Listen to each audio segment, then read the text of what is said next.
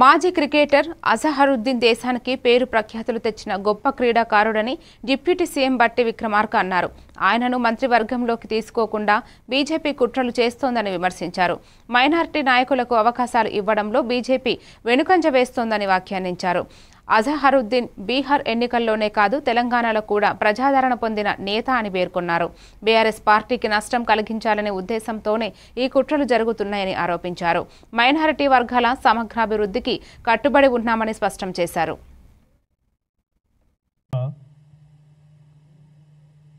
శ్రీ మహమ్మద్ అజరుద్దీన్ని రాష్ట్ర మంత్రివర్గంలోకి తీసుకోకుండా బీజేపీ కుట్రలు చేసే కార్యక్రమాన్ని తీవ్రంగా ఖండిస్తూ ఉన్నాను. వారు ప్రత్యేకంగా రాష్ట్ర భారతీయ జనతా పార్టీకి సంబంధించిన నాయకత్వం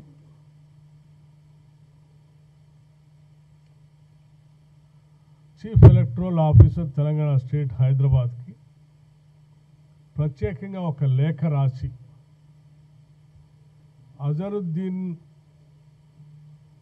అజరుద్దీన్ గారిని రాష్ట్ర క్యాబినెట్లోకి కాంగ్రెస్ పార్టీ ఆలోచన మేరకు ప్రభుత్వంలోకి ఆయన మంత్రివర్గంలో తీసుకుంటున్నారు అని పత్రికల ద్వారా తెలిసింది.